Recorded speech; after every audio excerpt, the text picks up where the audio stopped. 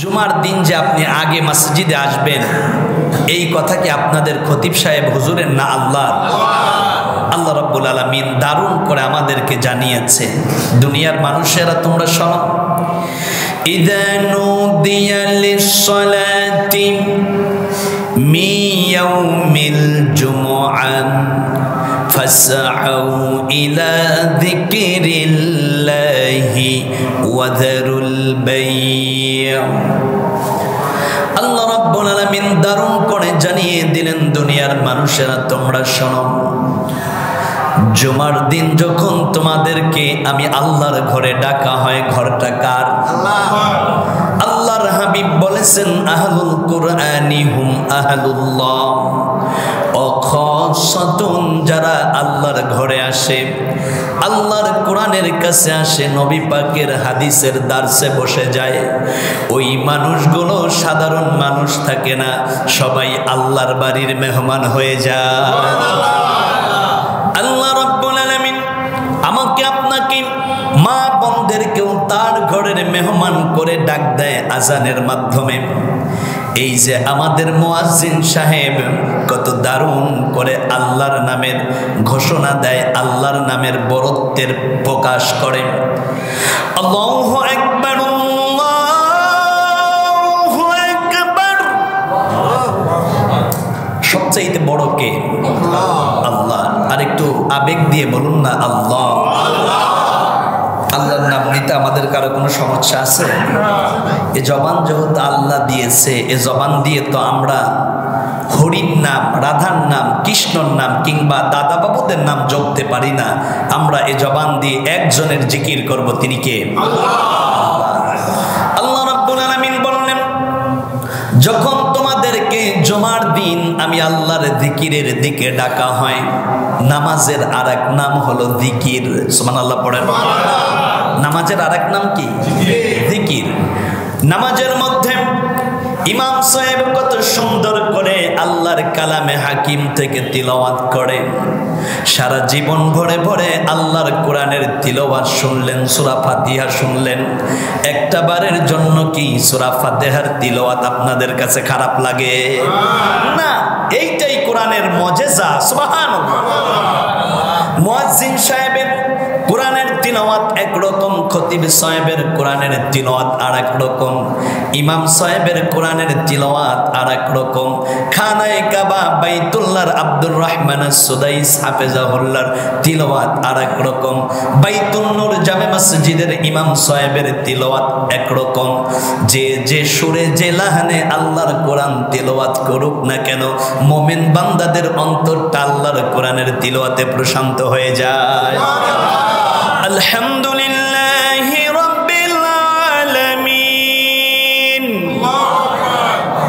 আল্লাহর কোরআন তিলাওয়াত শুনলে মুমিনদের অন্তর প্রশান্ত হয়, এই কথাও আল্লাহ কোরআনের মধ্যে জানিয়েছেন। সুবহানাল্লাহ পড়েন। ইন্নামাল মুমিনুনা আল্লাযীনা ইযা যুকিরাল্লাহু ওয়াজিলাত কুলুবুহুম ওয়া ইযা তুলিয়াত আলাইহিম আয়াতুহু যাদাতুহুম ঈমানা। আল্লাহ রাব্বুল আলামিন জানালেন, দুনিয়ার বান্দা বান্দিরা শোনো, যখন মুমিনদের সামনে কোরআনের তিলাওয়াত করা হয়, কোরআনের কথা বলা হয়, ওই সময় মুমিনদের অন্তরের মধ্যে প্রকম্পন শুরু হয়ে যায়, মুমিনদের ঈমান আল্লাহর কোরআনের তিলাওয়াতে বাড়তে থাকে।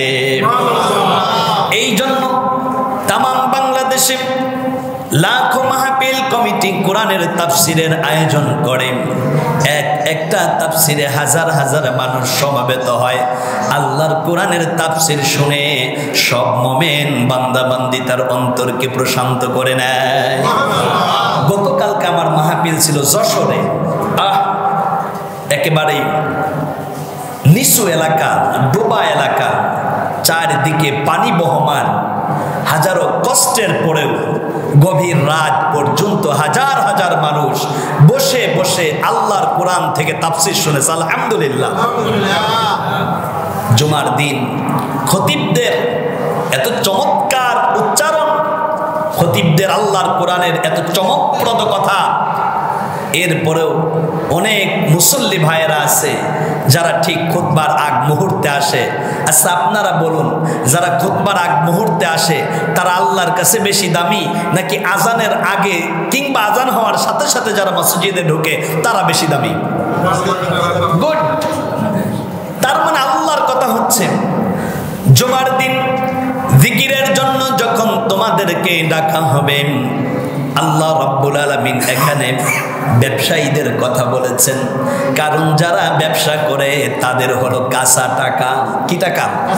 সবাই বলুন না, কাঁচা টাকা।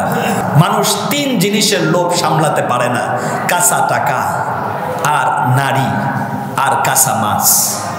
আমি মাঝে মাঝে এখনো বাড়িতে গেলে আমার মনটাই বলে যে এখন যদি জাল পেতে, আমাদের এলাকায় বলে জাল পেতে, বিলের মধ্যে এপাশ থেকে দাবর দিলে পুঁটি মাছ, খয়রা মাছ এইগুলো জালের মধ্যে গিয়ে বাঁধে, আর ওইগুলো ছুটাইয়া এরপরে যদি গরম তেলে ভাজি করা যায়, কি টেস্ট আপনি কল্পনাও করতে পারবেন না।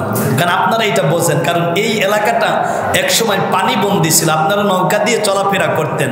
তার মানে মাছের সাথে আপনাদের খুব দারুণ একটি সম্পর্ক আছে, কারণ পাশেই আপনাদের বুড়িগঙ্গা।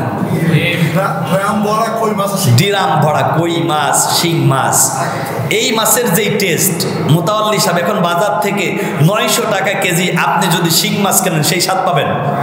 তার মানে দিন দিন বরকত উঠে যাচ্ছে। কি উঠে যাচ্ছে? বরকত, রহমত উঠে যাচ্ছে, কারণ কিয়ামত খুব বেশি সন্নিকটে। আসুন আমার প্রিয় ভাইয়েরা, আমার প্রিয় বন্ধুরা, আল্লাহর হাবিব সাল্লাল্লাহু আলাইহি ওয়াসাল্লাম মসজিদে কুবাতে একটি খুতবা দিয়েছিলেন। সেই খুতবায় আল্লাহ রাসূল চমৎকার একটি কথা বলেছিলেন, পৃথিবীর আয়ুকাল কমে যাচ্ছে, কারণ এটি শেষ জামানা। এটি কি জামানা? শেষ জামানা। ঘাট হয়েছে অঘাট, তেলু হয়েছে পাল। কথাটি ভিন্ন দিকে আমি নিচ্ছি না, কিন্তু দেখবেন যে অনেক মানুষ আছে ক্ষমতা পাওয়ার পরে তারা নিজেদেরকে খুব বেশি বড় মনে করে, কিন্তু এইটা তো আদৌ উচিত না। কারণ ক্ষমতাটা হচ্ছে গাড়ির চাকার মতো, এইটা এখন নিচে আছে, একটু পরে সেইটা উপরে যেতে পারে। এই জন্য ক্ষমতায় থাকার পরে, আমরা চেয়ারে থাকার পরে, এখন আমি খতিব, এই চিন্তা করে যদি আমার একটা মুসল্লিকে গালি দেই, এইটা কি আদৌ উচিত হবে? কারণ কালকে তো আমার খতিবগিরি নাও থাকতে পারে। যে সম্মানের চেয়ারটা আল্লাহ দিয়েছে, আল্লাহ ছিনিয়ে নিতে কি কোনো সময় লাগবে? এজন্য আমরা ভালো আচরণ করব। আল্লাহ যেন মুআদ্দিব মানুষ হিসাবে আমাদেরকে মঞ্জুর করেন, পড়ুন আমিন। আমি রাসূলুল্লাহর প্রথম জুমার খুতবার কথা বলবো, তার আগে বলতেছিলাম তিন জিনিসের প্রতি মানুষের খুব নেশা, কাঁচা টাকা, কাঁচা নারী, আর কাঁচা মাছ। আল্লাহ রাব্বুল আলামিন বললেন, যখন তোমাদেরকে যিকরিল্লাহ, আল্লাহর জিকিরের দিকে ডাকা হয়, এইবার বলেন জুমার দিন আল্লাহর ঘর মসজিদের দিকে আপনাদেরকে ডাকা হয় কিসের মাধ্যমে? আজানের মাধ্যমে। আল্লাহু আকবার। আমরা অনেকেই বলি আল্লাহু আকবার, শব্দটি হবে কি? আল্লাহু আকবার। আবার বলুন না আল্লাহু আকবার। একজনকে জিজ্ঞাসা যদি করা হয় যে ভাই আপনি কেমন আছেন, কয় আলহামদুলিল্লাহ ভালো আছি। শব্দটি কি আলহামদু হবে না আলহামদু হবে? এই তো মাশাআল্লাহ, আমার মুসল্লিরা অনেক বিচক্ষণ এবং অনেক দূরদর্শী। এক কথা একবার বললে খুব দারুণভাবে তারা মেমোরির মধ্যে সেভ করে নিতে পারে। তাহলে আল্লাহ আমাদেরকে তার ঘর মসজিদে আনলেন, আল্লাহর প্রশংসা করে বলবো কি আলহামদু না আলহামদু? একবার আল্লাহর প্রশংসা করুন না আলহামদুলিল্লাহ। লাখো দুরুদ ও সালাম রসুল আকরামের নামে, প্রাণ খুলে ভক্তি ভরে সকলে বলুন সাল্লাল্লাহু আলাইহি ওয়াসাল্লাম।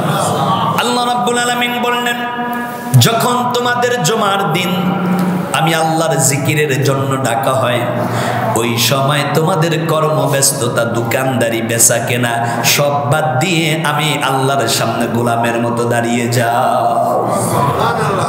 আল্লাহর রাসূল সাইয়্যিদুনা মুহাম্মদুর রাসূলুল্লাহ সাল্লাল্লাহু আলাইহি ওয়াসাল্লাম বলতেন, আমি গোলামের ঘরের গোলাম। আল্লাহর রাসূল এই কথা বলতেন, আমি গোলামের ঘরের গোলাম। কারণ আল্লাহ নবীজি সাল্লাল্লাহু আলাইহি ওয়াসাল্লামের বাবা ছিলেন ইব্রাহিম খলিলুল্লাহ, আবার আদি পিতা ছিলেন হযরত আদম সফিউল্লাহ। তার মানে নবীর যেহেতু তারা বাবা হতেন, সেই জায়গা থেকে আল্লাহর হাবিব বলছে যে আমার বাবারাও যেমন আল্লাহর গোলামি করতেন, আমিও আল্লাহর গোলামি করি, এই জন্য আমি গোলামের ঘরের গোলাম। সুবহানাল্লাহ। আমার প্রিয় বন্ধুগণ, আমরা কার গোলাম? আল্লাহর গোলামদের জন্য আল্লাহ একটি সুসংবাদ দিয়েছে, ফাদখুলি ফি ইবাদি আদখুলি জান্নাতি। আল্লাহু আকবার। আল্লাহ রাব্বুল আলামিন বললেন, যারা আমার গোলাম হবে, যারা আমার বান্দা হবে, যারা আমার অনুগত হয়ে যাবে, আমি আল্লাহ রাব্বুল আলামিন ঘোষণা দিয়ে দিলাম তারা জান্নাতি জান্নাতি জান্নাতি। তাহলে আমরা যদি আল্লাহর গোলাম হতে পারি, আমরা জাহান্নামে যাব না, জান্নাতে যাব। এই ঘোষণাটা কার? এই জন্য আসুন প্রিয় ভাইরা, আজকের থেকে আমরা দীপ্ততায় শপথ নিয়ে যাই, আমরা আল্লাহর গোলাম হব, আল্লাহর ইবাদত করব, আল্লাহর হুকুম আহকাম পালন করব, আল্লাহর সন্তুষ্টি অর্জন করে আমরা সবাই আল্লাহর জান্নাতি হব। পড়ুন আমিন।